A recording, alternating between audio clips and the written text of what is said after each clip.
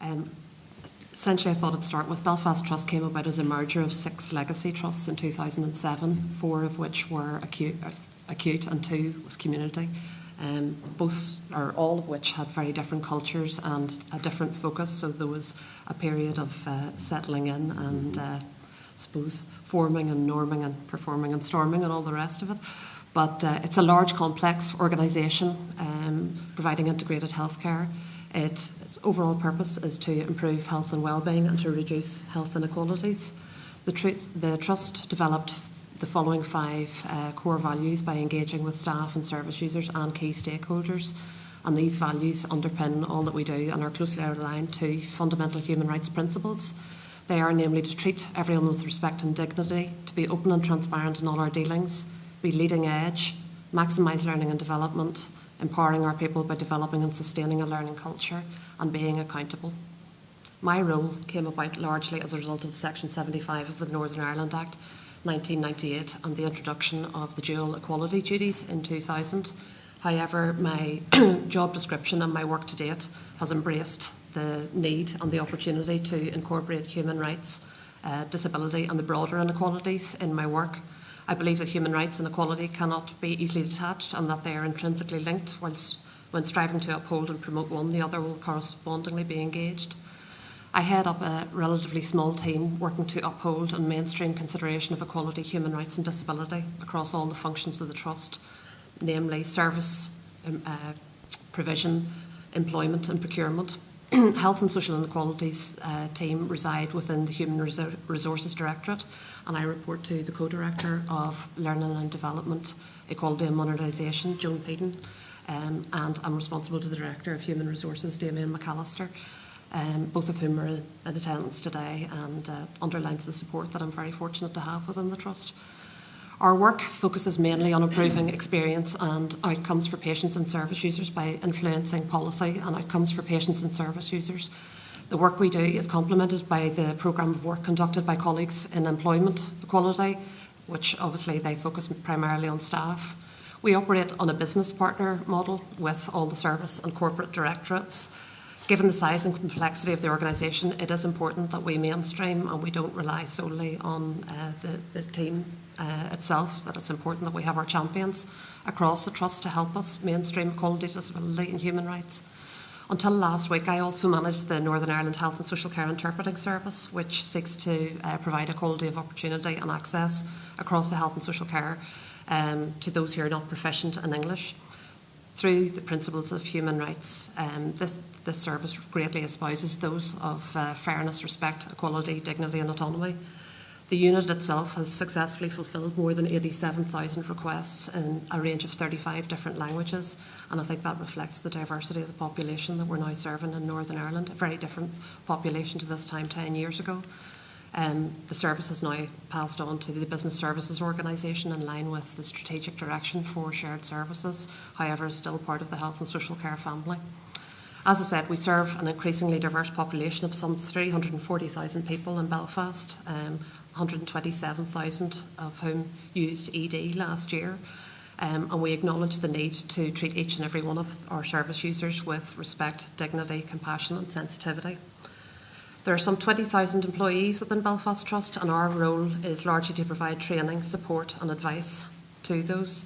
We're an investors in people organisation and we're successful in gaining re-accreditation in March 2013. We offer a range of training, which I'll go into later. There are also a number of resources to complement the training. My role is largely governed by the Equality Scheme for the Trust, the Section 75 Inequalities Action-Based Plan and the Disability Action Plan, both of which include regional and local actions and both of which are subject to stakeholder engagement and formal consultation. We as equality leads and the ladies who you met yesterday all work collaboratively to ensure that there is maximum outcome and best outputs for our service users, patients and carers, as well as consistency of approach and sharing of best practice across the region. Last year, for example, I had convened on behalf of the region the conference in regard to the UN Convention on the Rights of People with Disabilities, and also took the opportunity to cover the draft mental capacity legislation obviously both very, very important legislative drivers for the work that we do. And we're fortunate enough to secure both the Chief Commissioner of the Human Rights Commission and the Equality Commission, who talked about the importance of these pieces. We've committed this year to develop a leaflet for staff in terms of the UNCRPD and how it is relevant and important, and we'll also be rolling out training in terms of mental capacity, all of which is evidenced in our Section 75 and disability action plans. Can I give you one more minute? Okay. To canter through. Okay. Last year, Belfast Trust developed and formally launched its strategy on good relations. That's obviously in regard to people of different race, different religions and different political opinions. We were commended on the approach and methodology that we had undertaken in terms of user engagement and consultation, and we have committed already to develop a human rights-based approach strategy this coming year, and hope that we will be able to use the same methodology, given that it has been commended. We hope that we will work in partnership with the Commission and draw on some of the recommendations coming from the review of emergency care to help us in this regard, and see this very much as an opportunity as well as a challenge. So, thank you. Okay. Thank you. Susan, do you want to? I'll have my 5 minutes. Yes, yeah. Thank you. On behalf of the South Eastern Health and Social Care Trust, I'd like to thank you for the invitation to be part of the panel at this oral hearing. The Trust welcomes the opportunity to build on the information that we've already provided through our written submission and through the evidence recently given by our Chief Executive, our Directors and our Emergency Department clinical managers. Today we hope to expand on that evidence and demonstrate how our work as equality managers seeks to embed human rights explicitly into the Trust's values, systems and practice. In response to the Northern Ireland Act, the Trusts were tasked with the integration of equality duties into our legacy organisations, and as this work progressed, we also addressed the human rights of patients and clients. Since we began this work in the year 2000, we have observed a subtle change as the emphasis has moved from equality to more prominence being placed on human rights issues. This shift has been driven by emerging case law, highlighted by media exposure and underlined by our discussions with staff. Since the South Eastern Trust was established in 2007, it has shown a clear commitment to equality and human rights issues, as demonstrated by the appointment of 2 senior equality managers. The 2 equality managers, Suzanne and myself, are aligned as business partners with specific directorates within the Trust. We work closely under the guidance of the Director of Human Resources and Corporate Affairs, Eamon Malloy, and report directly to Mara Weir, who is Assistant Director for Organisation and Workforce Development, and again they're in the audience today to support us. This means that as equality managers we work not in isolation but as part of a wraparound team to design and to deliver services for patients and clients. Furthermore, when proposals are being considered and decisions are being made, we have a seat at the table alongside our planning and performance, finance and human resources colleagues. In these situations, our input is welcomed and recognised for the added value that it brings to the discussion of what at times can be challenging issues. So Suzanne and I work closely together and we collaborate with our senior colleagues in the Trust. On a regional level, we also work closely with our counterparts in other health and social care organisations across Northern Ireland, and Orla has already talked about that, how we work together. Through these networks, we're able to advance regional initiatives and actions, such as our Section 75 Action-Based Plan and our Disability Action Plan. We also use these partnerships to undertake regional consultation and to design and deliver regional workshops and seminars. This is an approach that has been welcomed by our consultees. The mainstreaming of human rights and equality of opportunity throughout the Trust is key to making sure that all staff are aware of their responsibilities and clearly understand how human rights applies to them. Therefore, we put a lot of emphasis on staff training, the impact of which is that within a large organisation of almost 10,000 staff, there is an appreciation of and a support for human rights issues. We've identified the challenges of training frontline staff, including those from our emergency departments. It's difficult for them to be released, and consequently we have developed and put in place a human rights e-learning module as part of the Trust's e-learning platform. I opened this statement by making reference to the evidence given by our Chief Executive, during which he spoke about the Trust being a human rights-based organisation. We talk about human rights at every level, at Trust Board, at Directorate level, and at team level. At an individual level, staff frequently request advice from Suzanne and myself on services they deliver and how best to approach them and how they might impact on human rights. As noted by our Chief Executive, we talk about our responsibilities, we train our staff, and we transfer human rights into the Trust's values, systems and practice. As equality managers, we feel fortunate to work in an organisation where we have the commitment of the executive management team. Suzanne and I feel fully supported in our roles. Of course, we realise that there are still challenges to be addressed and work to be done. The Trust's goal is a progressive realisation of a better culture, which puts learning, continual improvement and human rights explicitly at the core of everything that we do. Thank you. Okay, thank you. Timing is great. I wonder if I could start by asking some practical questions and then to drill down a little bit deeper. And it's really to both trusts, but Wally, you said you have 20,000 employees. I wonder if you could start by just giving me a sense of how many people are in the equality unit. Do you have a budget, and if so, how much? If you don't have a budget, how do you draw down resources for new initiatives? And also where you report to. You've said who you report to, but where that fits in terms of how many layers below senior management, if you like, you're reporting below. So if you can give me that sense of where you are in the system, what resources you have, and then either Suzanne or Susan, it's the same question to you. Okay, as I said, there are sort of two complementary sections who work in regard to equality. There's the employment equality, which has a senior manager, actually a job share arrangement, and they have a Band 7 manager and a Band 5 who work in regard to employment equality. I myself head up a team and I have 2 Band 7 managers. Full-time? Yeah. Yeah. Okay. Obviously, I work within human resources, and both my co-director and director have ultimate responsibility for human rights and equality, and would rely on them.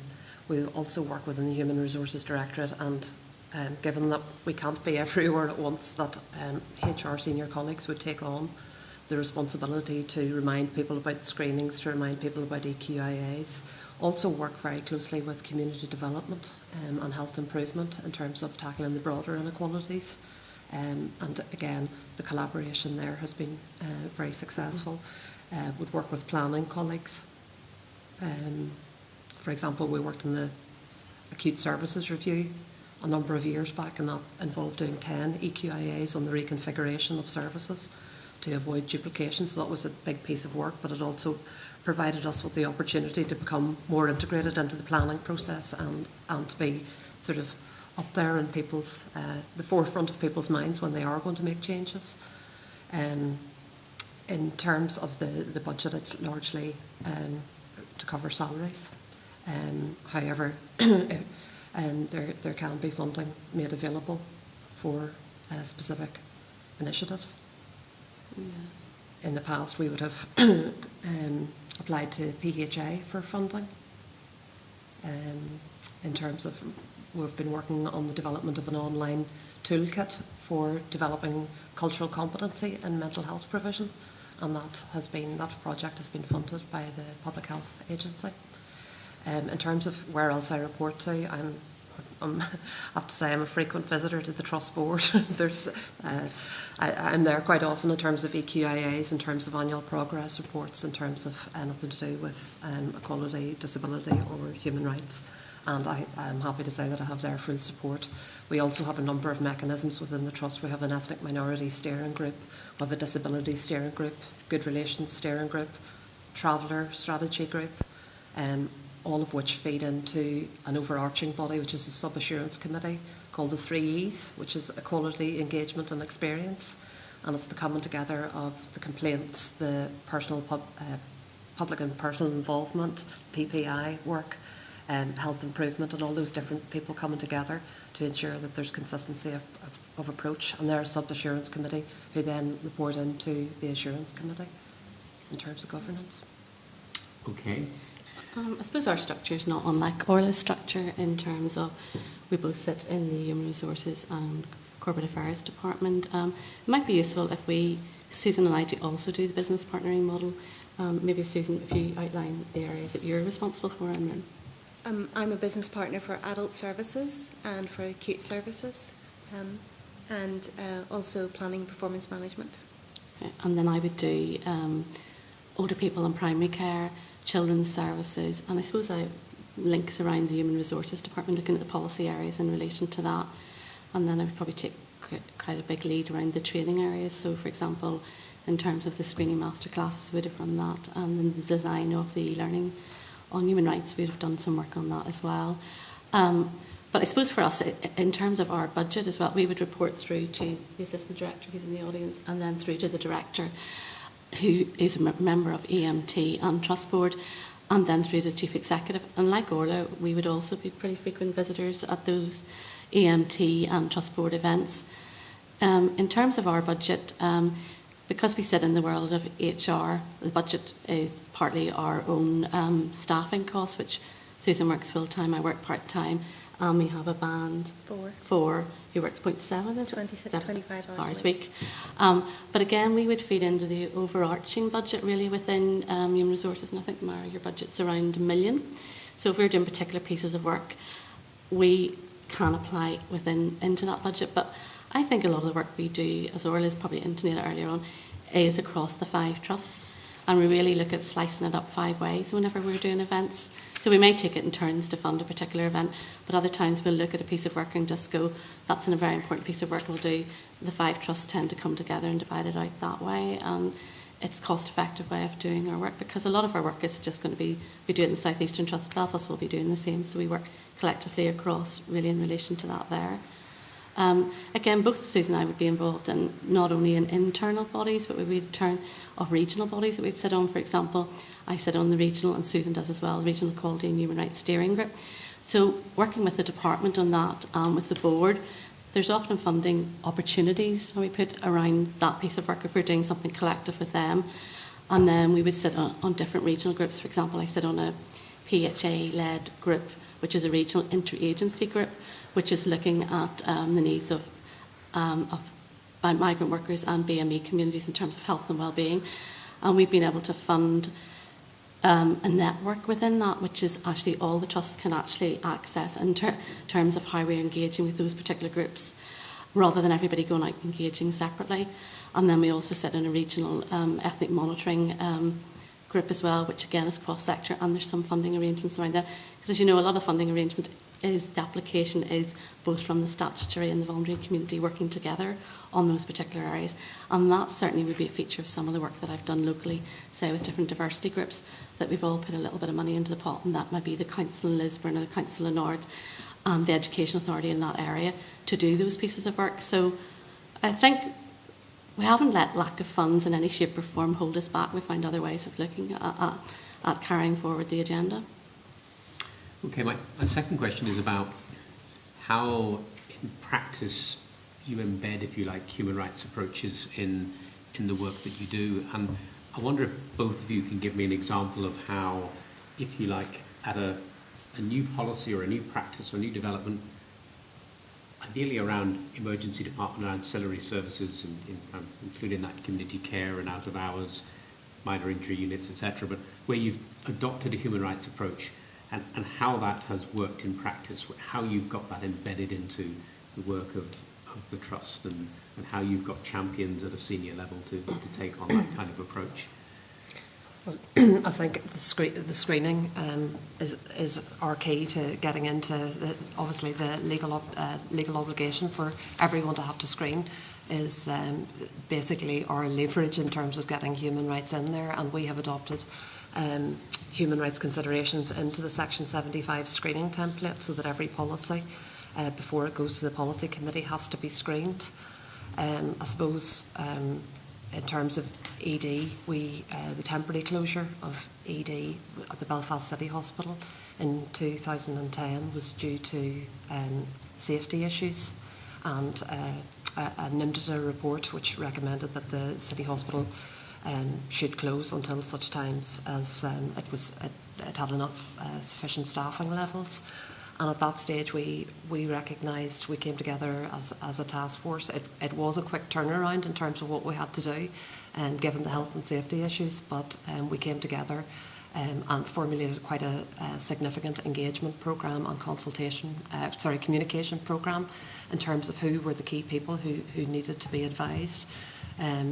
Knowing from the sort of the screening assessment that the likes of given that it was 2010, Romanians and Bulgarians, the A2s, weren't able to access, weren't entitled to access the general health and social care, so they would be core users in terms of ED services. It was important that we had translated materials, that we worked with the Multicultural Resource Centre, with NICEM, the Northern Ireland Council for Ethnic Minorities, also looking at sort of vulnerable groups such as people with learning disabilities. We had information transcribed into easy read materials that was then disseminated through our day centres and through our residential homes.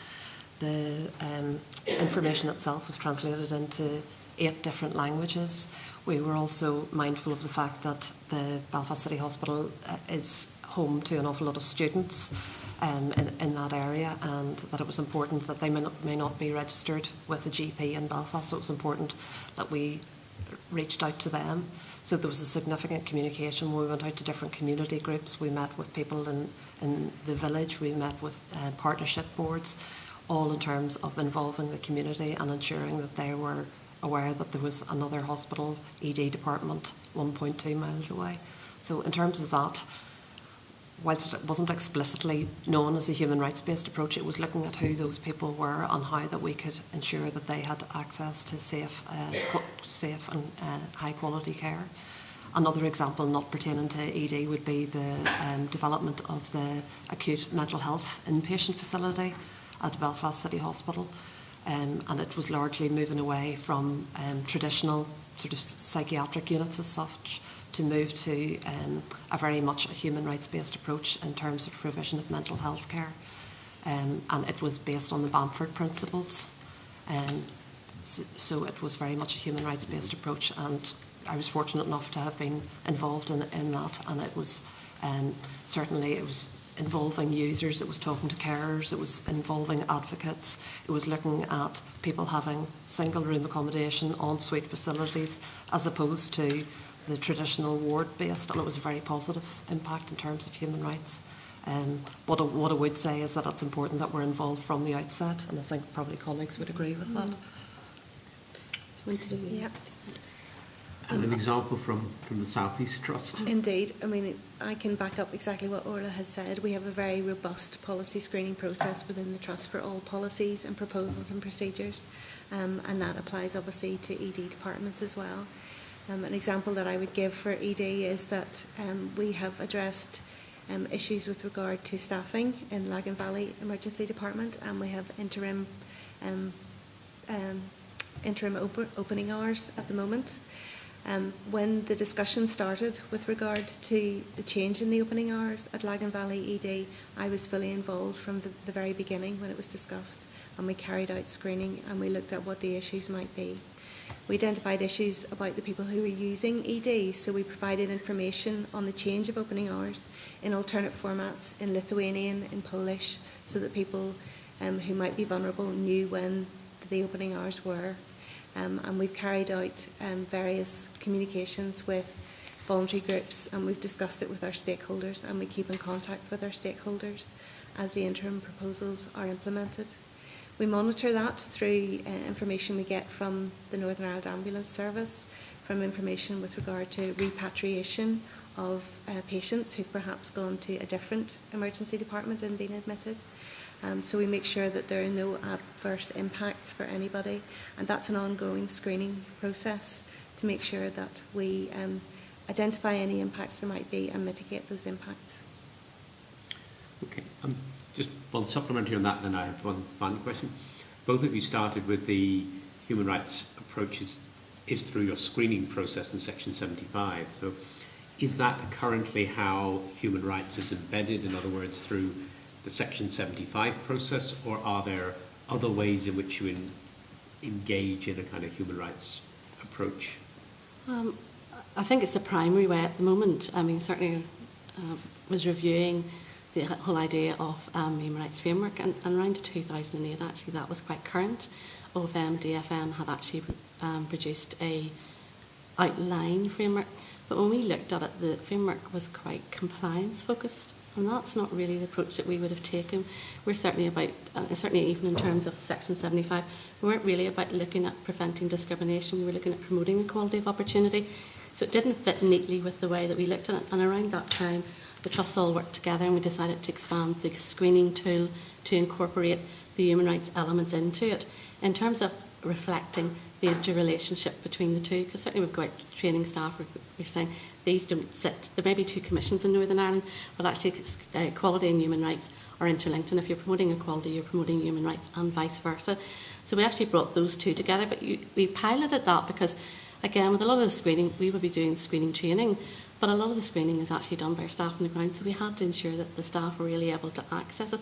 And the staff did find that quite a useful way of bringing out the articles that would actually impact in and around the areas that they were working in. Again, looking at the issues, we sort of have had a lot of discussion around this recently. We do think there is probably room for something else in between, because if we're looking at, for example, if we identify some impact around equality, we can go to the ongoing screening, and if we're identifying we're at a red, amber, green, we're moving from amber to a red, we will then upscale to an equality impact assessment, and that seems to fit very neatly with the equality world. But when we're identifying similar issues in terms of human rights, we're having that debate, where do we go with this, and it seems to be in the compliance model you're really going straight to legal advice, and that's not how we've actually operated, because a lot of professionals on the ground, they do appreciate if you mitigate as you go and you're identifying those issues, that's a better model for us really as well. So we've had a bit of debate about this, whether do we include in the EQIA a human rights criteria? Do we move to a human rights impact assessment? Or do we, as Orla intimated, we've done a lot of work around the Disability Action Plan. Do we look to doing something around a human rights action plan? Would that be a useful way for us as an organisation?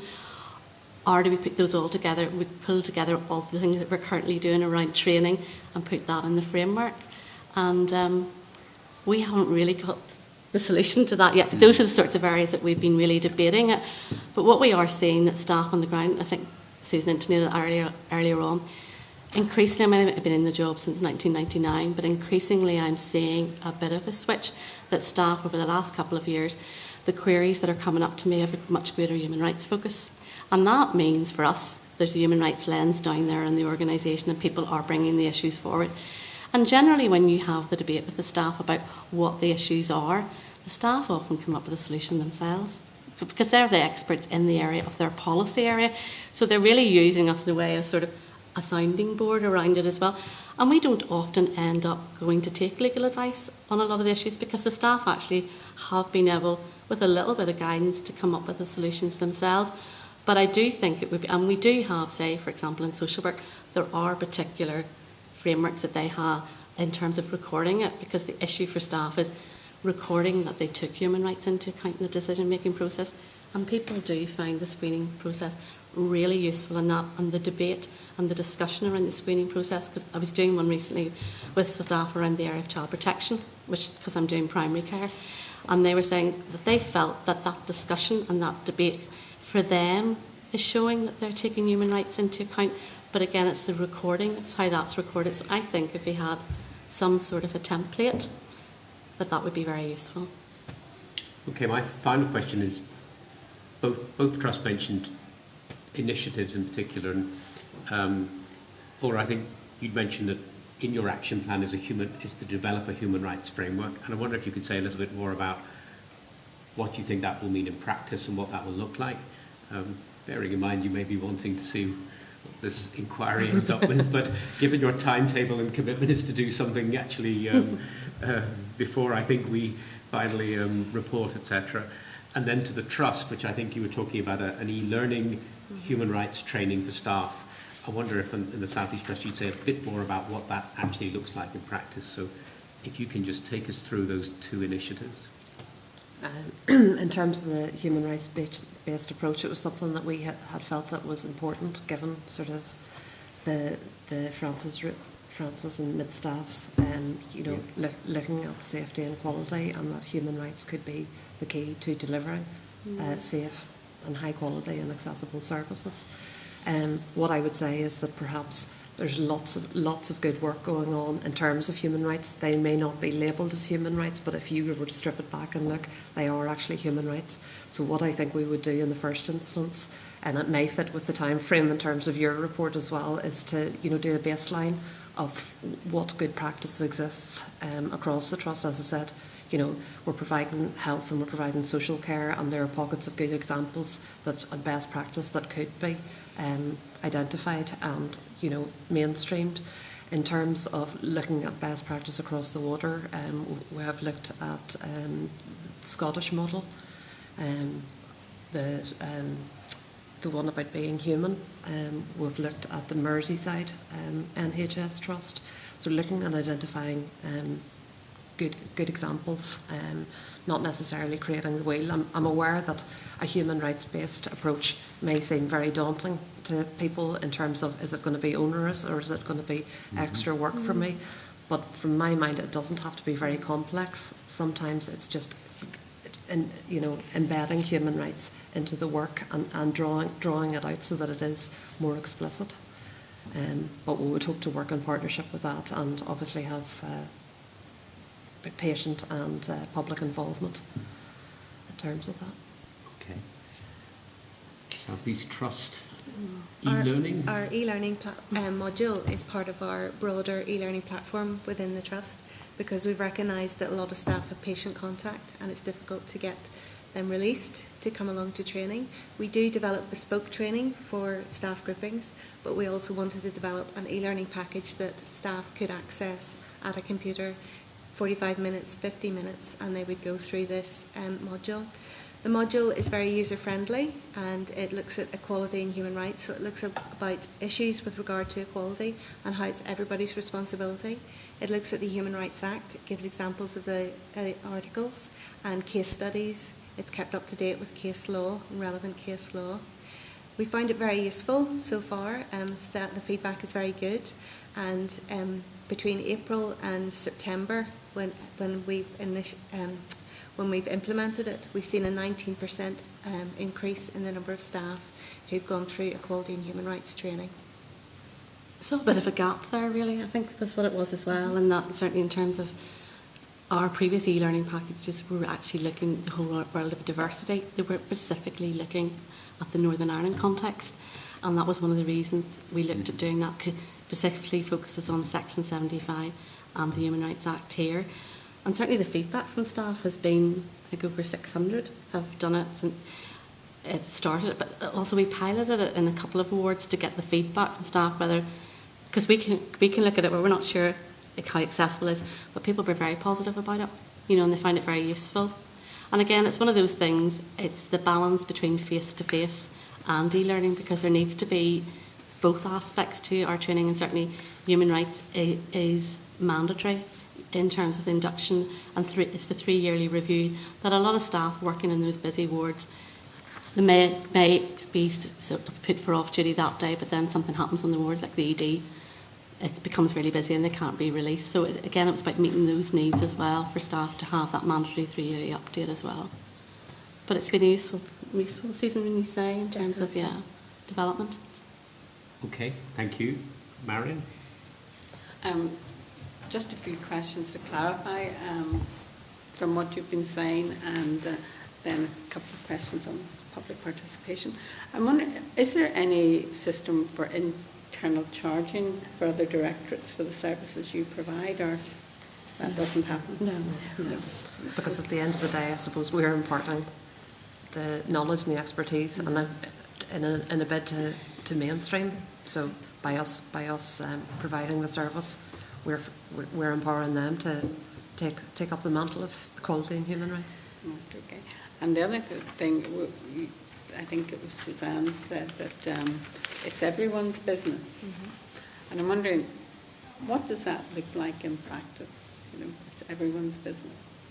Well, I think that's the aim that we have, to make all our staff aware that equality and human rights are their responsibilities. We have a very small team, and we perhaps are there for advice, guidance and support, but a good health worker is a good human rights worker, so therefore it's everybody's responsibility to be aware of what they can do to make the experience that patients and clients have the best it possibly can be. I think the challenge for us as well is, when I do training, I say to staff, you're already doing this actually. And they look at you and I say, well, you're already doing it. And when you break it back, you look at the issues to do with privacy and dignity, empowerment, privacy, confidentiality. But some staff don't actually associate it as a human rights factor. So it's just a slight twist in saying, you're already doing this. The legislation is up here. But really, one of the key messages we would get across is, it's a very basic thing. If you treat people the way you'd like to be treated yourself, you're going to be respecting both human rights legislation and equality legislation. So it's keeping the FRIDA principles in there with staff. It's a simple way for them to engage around this piece of work right through the organisation. And do you think it influences what people are saying? I know, Suzanne, you were saying about people having to record evidence that they've considered, but that would be probably for court purposes, but for people who maybe aren't going to court? They would come up quite frequently, Mary, and I would do a lot of training around the residential homes, and certainly that would be to staff at Band 2, Band 3, who wouldn't necessarily be going to court, but they would be bringing out debates with us around, and certainly with training that we currently doing there, we're doing on the back of the Defence of Dignity report, and staff actually enjoy that, because we're looking at, it's the basic things. We're not talking about nutrition and hydration, we're talking about eating and drinking, and they would have the debate around how, I'll give you one example, would be in one of the residential homes we would go in, the door is locked, and the staff would say, well, that's locked because there's a security issue for some staff who maybe have dementia, who might wander up. But there's other patients there who actually don't have that. So again, it's how they're recording and that proportionality between the liberty and security issues. But staff are bringing that up with us from the ground and looking at that and how they're putting that into their everyday notes and recording systems. Thank you. Looking at particular groups of people such as those... Can I just bring you up? Sorry. I'm too laid back. I have to get forward. It's only I that say that I'm laid back, by the way. In terms of particular groups of patients, such as those with a mental health difficulty or with dementia, how does the equality officer impact on how those people are included in policy development? I mean, what would you see as your role? We would be there to provide resources or advice.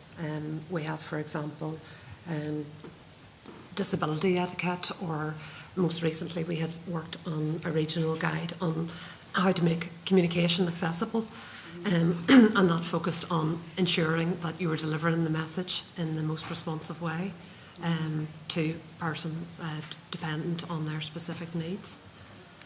In terms of, we have a mental health service user consultant who acts as a voice for people with mental health issues, and he was certainly core to the planning of the acute mental health inpatient facility, which will be built down at Belfast City Hospital, and we also had service users and advocates, so there are various user forums to ensure that those people are heard. And your role is in advice giving and support for that work, not indirectly. Well, in the instance of the mental health inpatient facility, that I was working with them in terms of that. But no, you would imagine that it would be the service that would do that. As equality managers, we sit as business partners, so we're part of the planning groups. So if there are any proposals or policies discussed, we are part of that, so we're able to bring that to the table. And we are involved in any user forums. We consult with our local community voluntary groups as part of those planning groups, so we're fully involved and giving advice and guidance and making sure that equality and human rights are discussed at the planning stage. We'd also be involved around not just looking at people through mental health problems as service users, but looking at potential staffing issues, employment issues, and certainly one of the actions on our disability action plan, that they're mainly regional. One of our local actions is actually the recruitment of people who have lived experience of mental health to come and working in the trust. And again, we'd look at that through volunteering opportunities and placement opportunities as well, in terms of ring fencing a certain number of placements for people with disabilities. So we don't just look at it from the service user side, but also from the employment side as well. And there's also a disabled employee network within Belfast Trust, which has been very successful, and it means that those people are there and can quality assure and influence policies. Okay. And turning to my last question, in terms of ensuring public participation, I'm going past users into the sort of how you get the wider community to be involved in policy developments or monitoring. Do you have any role in that, or is that something for the future? I think when we're looking at sort of different policies, when we came into this post in the beginning, we're not going to have the knowledge of the 9 groups, certainly come in from a variety of different backgrounds. So one of the first things that certainly I did when I came into the organisation was to actually have a workshop with representatives from the 9 groups, because I was on a learning curve and I was going to learn from the groups as well, and basically asking them to highlight what is their priority areas and what sort of getting those groups to actually input directly into our training, because this is a new world as well, and that's worked really well, and I think we've all kept up with that model. So for example, when we were looking at our Section 75 action-based plan, which was one of the main ways that we look at addressing inequalities in the organisation and looking at vulnerable groups, we would have sat down and done the literature research and the research, but before we had actually put pen to paper in terms of doing the action plan, we went out and met the groups. So for example, the area that I was looking at was race, so I went out and had a meeting with one of the umbrella groups and said, these are sort of the priority areas that we're coming up with. Would they be accurate, or are there any other areas that you would suggest that we put on into the plan in either year 1, year 2 and year 3? And I think we've done that from the beginning really, and it's been a really good way to work. Okay.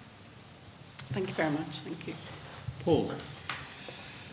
Thank you all for your help this morning, and thanks for finding the time, and I think it's been arranged at quite short notice, so thank you for your flexibility. We really appreciate it. And I mean, speaking personally, I think your work is absolutely crucial, and congratulations for it. It sounds to me extremely interesting and good, and I'd really appreciate your guidance on a couple of points. It's just a small point, but I'm trying to understand some of the sort of budgetary implications for your work. And I think you said, you'll excuse me if I didn't catch it, but I think you said that you get some funding from the PHA for some of your work. We have applied to, yeah. You've applied to? Yeah. Just to give me a sense of the amount that you're talking about, roughly what sort of sum are we talking about? I think it was 10,000 for the online cultural competency, and that was to roll out training and a DVD as well with it. Right. Okay, thank you. That just helps me get the sort of scale that we're talking about. Secondly, Paula, I think you said that you explained what was effectively a sort of human rights-based approach that you were adopting. And then I think you said, I'm not trying to put words in your mouth, I'm really trying to understand, I think you said that, but it wasn't sort of explicitly labelled as a human rights-based approach. And as you know, this has been a recurrent theme. And I just wondered whether you could comment on that. You've already alluded to it, of course. But I wondered if you could unpack that a little bit. Do you think the time has been reached, given all the work that you and your colleagues have done and support from high management, do you think the time has been reached where this can be more explicitly labelled a human rights-based approach? I wondered if you've got any reflections on this, or perhaps you see real strategic advantage in not calling it a human rights-based approach. You know, I know there's a difficult political calculation to make, and I wondered if you could unpack that a bit for me, please. From my perspective, the reason that we have gone down the line of developing a human rights-based approach is because it needs to be more explicit. Yes, it's explicit when we're developing training in our core values, but I think for it to be sort of enshrined through everything that we do in the organisation, and as I said before, I see this inquiry as an opportunity for us to get that platform and to ensure that at a strategic level that human rights is as equally important as Section 75. And to date it hasn't been, because, as I said, largely our rules came in around Section 75. Sure, I understand that, yeah. However, we've taken the opportunity to incorporate human rights, but I firmly believe that there are areas where it is explicit, but areas where it needs to be more explicit, and that it needs to be a consistent explicitness across the trust in terms of the approach. And it is one of the obstacles that in some people's minds, you know, human rights has a negative connotation as being a problem and something other and a bit different. Is that partly one of the obstacles that you encounter? I think people feel that it may be a burden for them to consider it, whereas, as Suzanne sort of said, it is part of their day-to-day work, but they may not actually have that label of human rights on it. Right. So it's just, and it doesn't have to be anything complex. It's really just, ensuring that human rights is key to their considerations. Right. So, from my perspective, yes, there can be negative connotations towards it, or perhaps the thought that we could go to judicial review if somebody even talks about human rights. Yeah. And it's really showing about how human rights, for example, we had worked with the Law Centre in terms of Roma people not being able to access health services because they were not deemed ordinarily residents. So looking at being creative in terms of getting a letter from the head of the car wash or their landlord or from their school to indicate that they were. So it's being innovative and creative and showing that there is a way around these things, and these people do have the right to the best attainable standard of health. And a human rights-based approach can actually keep the trust out of court. Absolutely. Yeah. I wondered, you don't have to, but do you wish to add anything from your perspectives, your Suzanne and Susan, about this implicit-explicit dilemma? I think that equality or human rights, we try to make it explicit in that we look at it in our screening, we address it in our training, and we discuss it when we have face-to-face conversations with our staff. It's about making it relevant for staff, helping them to understand how it applies to them in their everyday. They might hear exposure about human rights in the media, but they might not know exactly how that applies to them. So I think that's one of our challenges, to make it relevant to them in their day-to-day work. I think there are issues where, for me, it's becoming more explicit in terms of queries that I'm getting. Yeah. One example would be around procurement, which is one of our key functions. I'm getting more and more queries coming up around human rights factors, saying criteria in relation to procurement, human rights factors in terms of, if we're looking at contractual changes, that Article 8 rights, because a lot of my work is around the community, so basically if somebody's been having the same service for X number of years with the same personnel coming in, and we're looking at changing issues and changing contracts, people are raising issues, some from the trade union side as well, in terms of, well, that's somebody's home, how have you engaged them in terms of that process? Now, 5 to 10 years ago, I wouldn't have been getting those type of queries. So I do think the learning has gone up in the organisation and the issues are coming up. And I think it's looking at the smaller things, and that's what I like, the small acorn ones, because once those issues come up, they start to permeate around, and once you get the professional group that's going to say, oh, you came and did a bit of training in this, your face came up in front of me when I had this query, so I thought I'd ring you up and ask you about it. But they're seeing some of the queries, in terms of human rights. Before, they might have just seen it as a general complaint or a general error. Now they're putting it into that context. We're not putting it into that context for them. So I do think it is becoming more explicit as staff become more experienced with it. But I would agree with Orla, there is still a bit of, we might be down in the courts with that one, really, and there's still that little bit of fear around it as well. Thank you. My last point and question, it's about really what we've been talking about for the last hour. It's about this challenge of operationalisation, how to make it relevant, to use your word, Suzanne, and practical, how to make a human rights-based approach real in communities and clinics and in departments of hospitals. And I think that a key challenge that I think you're articulating is how to take equality and human rights beyond the rhetoric. We've got the rhetoric, and there's a role for rhetoric, but it doesn't take us too far. And also how to take equality and human rights beyond compliance checking, beyond the screening. Screening is important, don't misunderstand me, but we know that in some instances, it can become, I'm not suggesting in your case, but it can become a sort of tick box exercise. So, how to go beyond rhetoric and how to go beyond screening. And I think, to your great credit, you are going beyond the rhetoric and the screening, don't misunderstand me. But how to operationalize this stuff is not, frankly, in my view, I'm speaking personally, it's not yet 100% clear. But I do have, before I put my question to you, if I could just make this remark, that in my view, I have a sense that a human rights-based approach is not some radical new departure for any trust in Northern Ireland.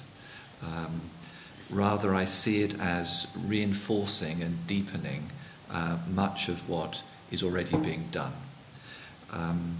And moreover, as you've heard me say before, because I know you've been in some of these meetings before, there is evidence that a human rights-based approach contributes positively to health interventions, and not just for patients, but also for the health staff in the health system.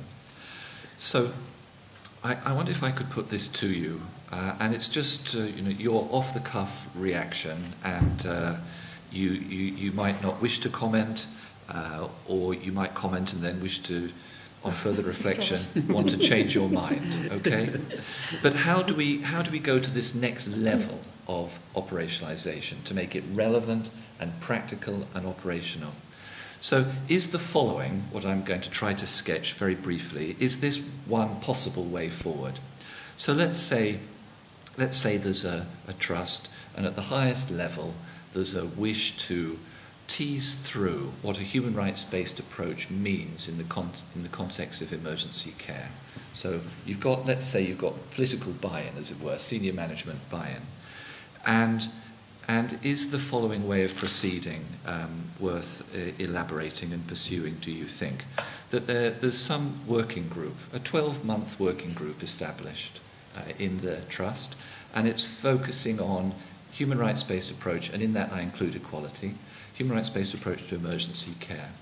So let's say the working group is programmed to schedule to meet, say, for 12 months, for a couple of hours every fortnight, maybe a couple of hours every month over a 12-month period. Then who would be on that working group?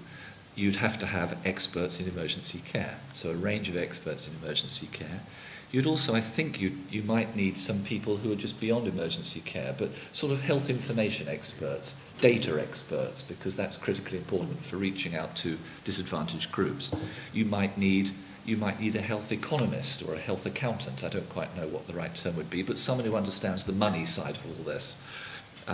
You might need a human resources person sitting around the table. You would need equality and human rights team there. You might need some civil society representation there. And I could go on, but you get the flavour. That's not an exhaustive list. And so there would be this working group, and it would be a working group. It wouldn't be a sort of grandstanding group. It would be a working group, respectful, open-minded, the health professionals willing to learn from the human rights people willing to learn from the health professionals, and together, respectfully, in an open-minded way, sort of tease through some of the practical implications of a human rights-based approach in emergency care.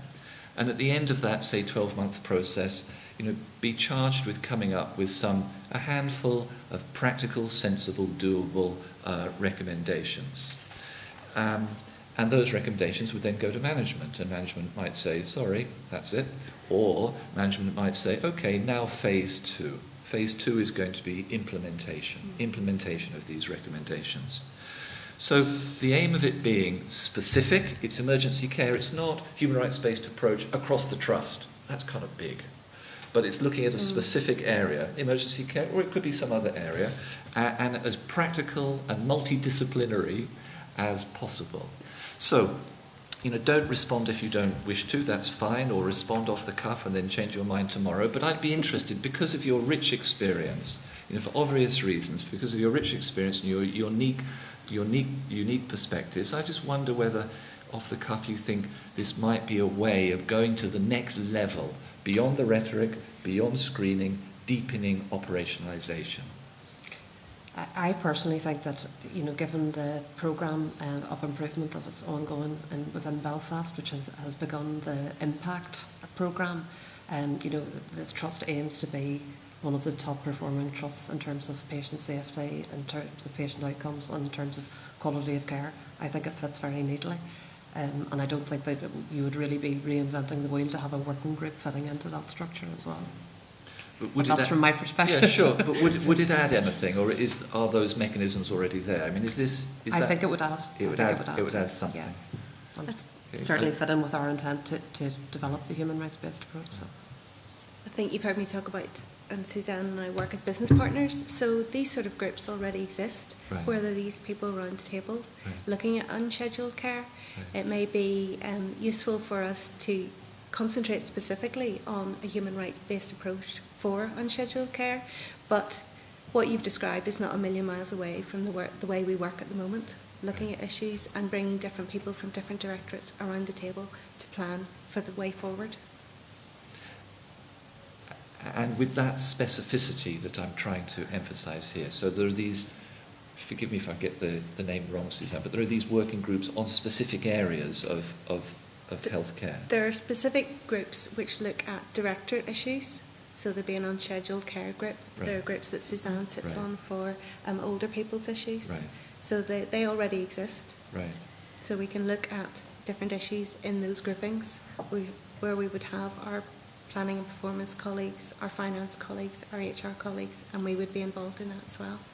I suppose one wee thing I would throw in there, if we're looking at the priority areas around the trust, the emergency department is not a distinct body apart from the rest of the organisation, because even though I sit on the older people's and primary care, the group that I sit on is the reform group on that, but actually there are people from the EDs who sit on that group, because obviously older people, big issue in terms of EDs, so there's the cross-fertilisation that comes across that and the interface issues, which we're looking at how people go into hospital and how they come out of hospital, and community aspect of that is a really core aspect as well. So just a wee issue about how connectivity around it as well. It's hard to see it completely in isolation from those other factors that are there. And that's certainly, I've learned a lot more about that through this process as well, in terms of all the factors that are involved around that.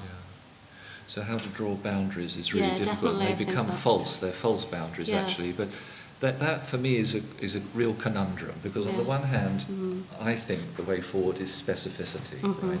And then you can begin to unpack it. But at the same time, you risk losing the systemic. So how to get a balance between the two is tricky.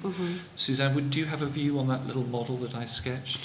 I think it would be useful, because I think it would have human rights at the focus then really as well. Certainly I would be supportive of that approach. But as Susan said, the bodies are already operating in there, so it would be looking at that, just bringing, and I think that some of the debate we've had recently is how we make it more explicit in a number of areas really as well.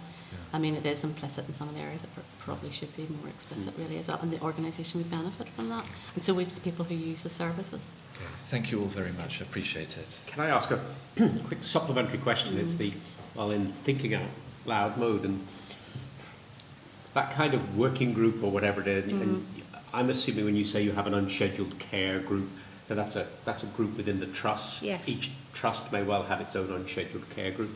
If you were looking at something more broader, and again, you feel free to decline to answer, but would it make more sense to try and start and with one trust and look at kind of how this would look in a trust with a view to kind of doing a pilot project, demonstration model, whatever the right phrase would be? Or would it be better to do it across trusts at the same time and draw people in? I'm thinking here in terms of numbers of people, etc. And I suppose what I'm thinking out loud about here is that it's clear that the equality staff within the 5 trusts work together quite closely. So does it make more sense to try and find a champion at a senior level and then work in one trust and then kind of maintain the kind of communication across the trusts? Or is this something that you, again, welcome your views, you should be starting kind of a cross-trust basis, or is that simply biting off more than you can chew? I think collaboratively we work well together and can share best practice and learning, but I think to do it effectively, you need to concentrate on your own trust, given the specific issues or the differences. You know, there's rurality in some of those issues. There are, you know, regional services within Belfast Trust, regional, you know, the prison service within South Eastern Trust. So I think that, yes, a shared best practice is wonderful, but and certainly an agreed sort of terms of reference for it, but probably concentrating on your own trust area and sharing best practice. Yeah, I would agree with that, definitely. Each ED has different issues. Okay, thank you. That's helpful. We say this to everyone who gives evidence to us, which is that we would welcome any further written materials that you have. I'm particularly interested in anything you have at this stage on the human rights framework or your e-learning, but also, and again, I hope I picked you up right, Susan, you also said that in terms of induction of staff, there is a kind of human rights component to it. I think we'd be very interested in hearing a bit more about that if you have kind of materials or anything that would be useful to us. So please feel free to, poor old Roisin and Angela, who are doing the inquiry, may well not thank me for the deluge of material that I keep inviting on them, but it would be really useful to have that. And before we finish, is there anything that you'd like to say in conclusion, either in terms of adding to anything you've already said, or anything that you think we might have missed that you would just like to make as a final comment? And really the floor for all 3 of you. So, Orla, if you want to start, and then Susan or Suzanne, any concluding remarks you want to make? No, other than to say that I think that I didn't knock that down. I view this as a positive opportunity for equality officers and for trusts to look at a greater focus on human rights and to make it more explicit. So I do welcome the recommendations from the inquiry. Absolutely what Orla said. We welcome any recommendations that you might have. Ditto. Okay, look, thank you very much. As Paul said, it was at short notice, but I think it's been really helpful both yesterday and today to hear from equality officers. It's really very, very useful for our deliberations. So thank you, and your line management colleagues. Thanks. Thank you.